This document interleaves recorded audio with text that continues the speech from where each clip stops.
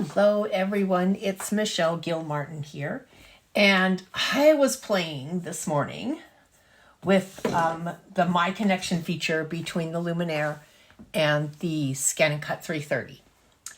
And one of the things I love to do is make patches. I think patches are a fun way to actually show off your favorite embroidery designs. But one of the things that was I was playing with this morning is I bought some designs from Brother Embroidery of Cruella because I want to make patches out of them. But I also want my Scan and Cut to communicate with my Luminaire, and I want it to cut my my dime poly twill patch material. And the hindrance there is you cannot send Disney designs over to the Scan and Cut, and that includes the ones you buy from iBroidery. So I created a patch by using some of my built-in shapes because all I wanted to do really was send the circle so that I could cut my my patch material first. So I thought you might like to come along with me when I do those steps because it was pretty cool actually. So I'm going to start with my within embroidery, and I've already saved the patch to the machine because that's the only place I can save it. So here's my Cruella patch. And you can see in my lineup here, this is the part that I bought from iBroidery, the black and white. And then the two red pieces are my positioning line and my tack down line, and then my embroidery file. And then together they make a really cute little Cruella patch in the shape of the circle. So what I did was change the lineup so that the circle is first. And I saved that as a separate file because if I try to send this to the Scan and Cut now, it includes a special pattern that cannot be saved to the external memory. So because this is a Disney design and this was purchased from iBroidery. But there's nothing wrong with that one, and that's really the only shape that I need. So I'm going to show you what I did. I saved just the circle. So here's my circle. There's my positioning line. I'm going to set that. I'm going to send it over to my Scan and Cut because I have some poly twill on the machine already to cut the center of my patch. Now, I'm doing this on white because covering white with black is a whole lot easier than covering black poly patch with white thread. So that's how I made my choice as to what color patch fabric I was going to use. So from the Scan and Cut now, I'm going to go into My Connection, and I am going to retrieve from the machine. And it's coming through wirelessly. And there's my circle. So I'm just going to say okay. And I just always pick the last one. Okay, so I've got that set. I've got some poly. I always like to move things away from the corners. And I've got some polyfast on my Scan and Cut here that's popping up because it's been sitting while I've been getting everything else ready. And so I'm going to go ahead and select cut. I apologize for the wobbly table. It was the only way I could scoot everything over here all together. And I am just going to click start. I'm going to kind of hang on here because some of it, I didn't want to cut into the roll, so I just put the whole roll as hanging off the bottom of the mat. Let's see if we can make it work anyway. I probably should have taped it down, but maybe I can get away with it.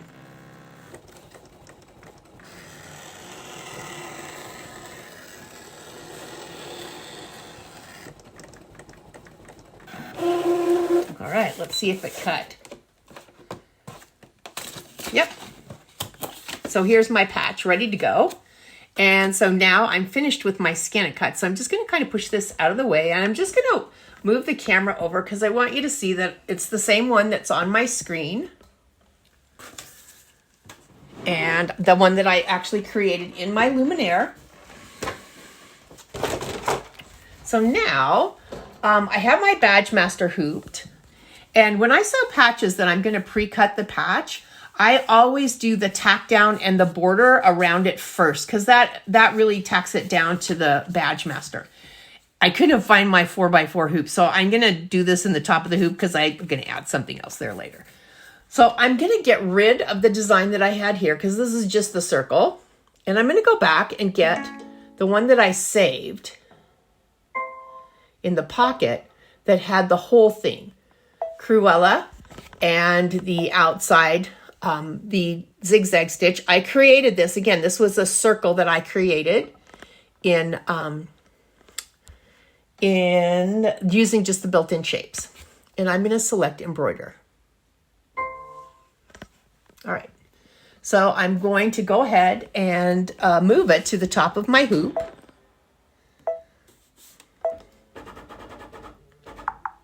Knock knock means I'm as far to the top as I can go. And I'm starting with the red thread because I'm going to do my placement and my outline. I have red in my bobbin as well.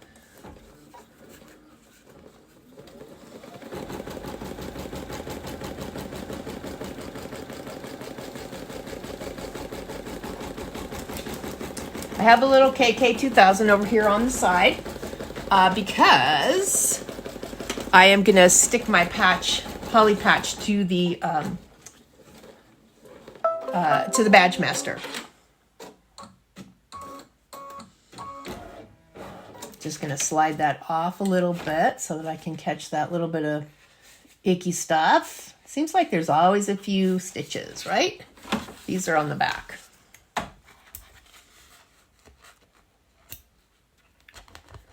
There we go. All right, so I'm just holding it over the garbage can. Normally I would have a spray box, but just need a little bit because you're going to start by tacking it down.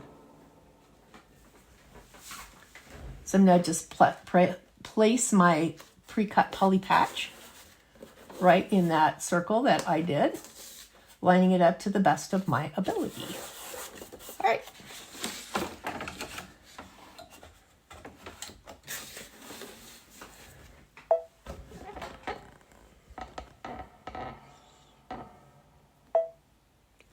So the zigzag stitch is next. So I will go ahead and touch start.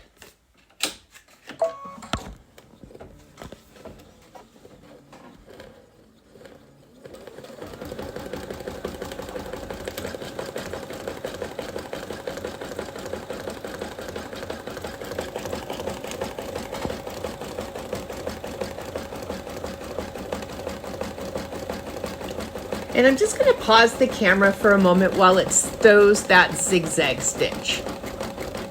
It's going to go all the way around the patch, and this is going to tack my patch down to my Badge Master.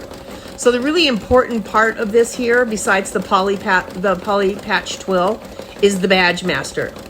A regular clear water-soluble stabilizer will not hold up to this kind of stitching. It'll actually cut a hole in your stabilizer, so it won't be holding your patch to anything. So Badge Master is the way to go, and you only need one layer.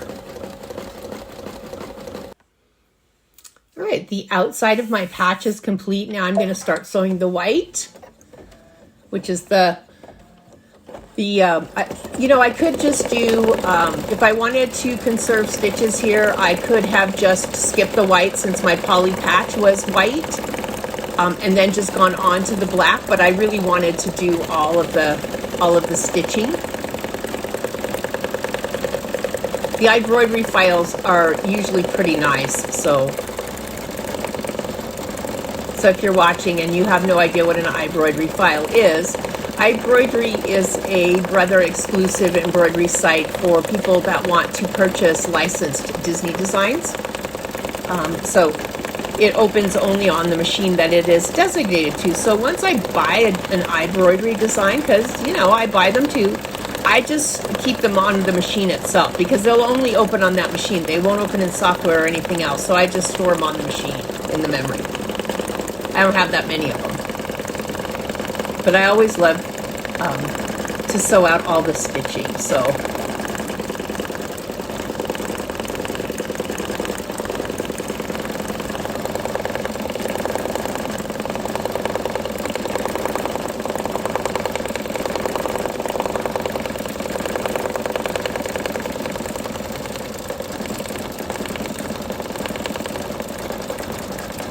the other thing I could do here, I cannot take this Cruella patch to my software and change it in any way. It will not open in anybody's software. But what if I decided that I really wanted my outline around the patch to be thicker than what's built into the machine? Or what if I decided I wanted it to be really thick and have a bean stitch that went down the center? So that placement circle that I created in the machine, out of the shapes tool, I can certainly send that back. And I'm seeing this now, and I did a pretty doggone fancy job of actually lining things up so that the white is not sewing on the red, so that I do know that I did some good placement with that and some good sizing with that built-in shape. So I could use that built-in shape to create just the circle part of my patch. In other words, I could create patches with nothing sewn on them and then just sew the Cruella in there later. All right, I'm gonna just pause while the white shows and sews, and I'll be back for the black stitching. All right, we're ready to start the black. And right before the black finishes, I'm going to go ahead and pause the video because I'm going to also show you, since we're doing a patch and I have to do it anyway, I'm going to also show you how to apply the patch attach, which is also a dime product that we have in the store, which I actually do really like. I put patches on a couple of hats and they've stayed on really well, which says a lot. It seems to be a very strong, very permanent bond. So that's what I'm going to use today. So this can be an iron-on patch. It could also be a sew-on patch if you wanted to sew it on. Wouldn't matter.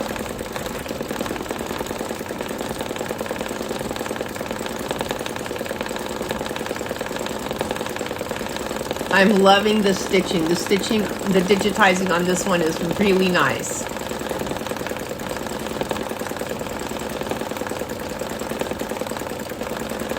I also cut out 2 more patches while the other was sewing so that I can fill in my 5x7 hoop.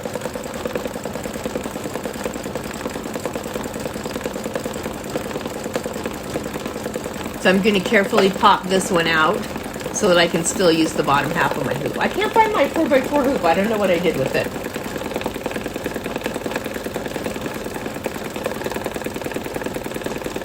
Probably because the small hoops are the ones I use the least often. I probably have the 4x4 stashed somewhere.